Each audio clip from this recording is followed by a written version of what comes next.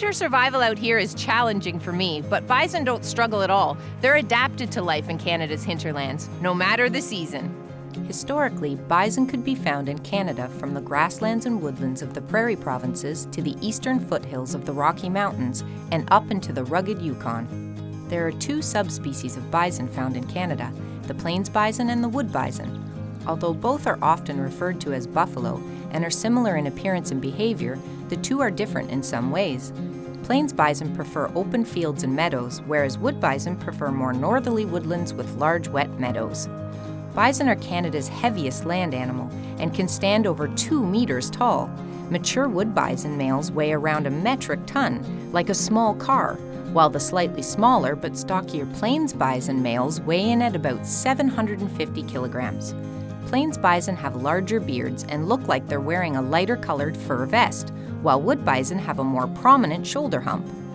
These powerful beasts are definitely built for Canadian winters. They use their massive heads to plow snow out of the way in order to reach food hidden below, and their shaggy winter coats insulate them so well that snow often doesn't melt when it lands on them. Bison can live up to 40 years in the wild, and large, healthy adults have few predators.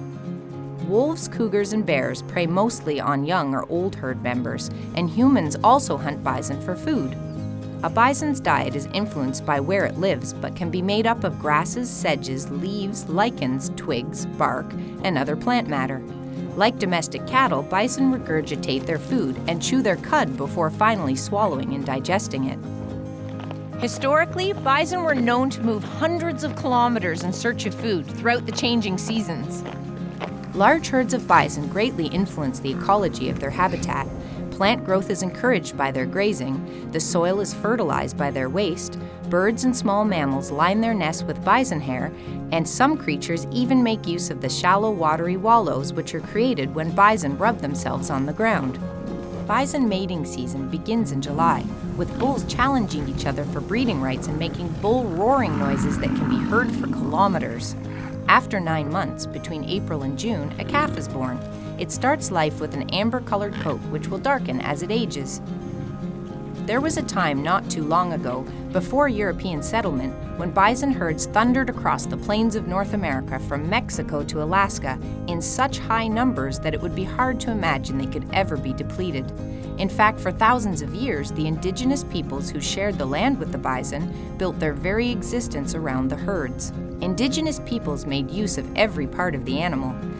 All of my essential gear that I used to survive out here had an equivalent version that was acquired by harvesting bison. Horns were made into cups, spoons, arrowheads, and medicine. Bones were made into knives, shovels, and bows. Fat was rendered into soap and candles. Hair could be turned into rope and pillows.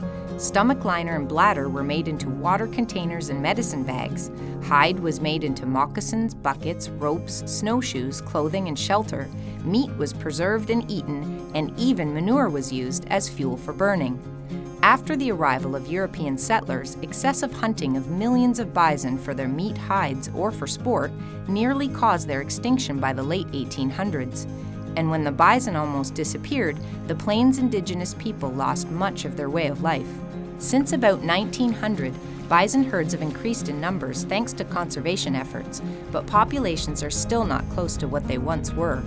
Bison have lost much of their historic range to agriculture, urbanization, and other human development. And the wood bison is currently considered a species at risk. Bison also face other threats like diseases such as brucellosis and tuberculosis, and crossbreeding with other subspecies. Today, most bison either live in protected areas or are being raised on private ranches. And remember, no matter where you live in Canada, wildlife is close by, so get out and see it.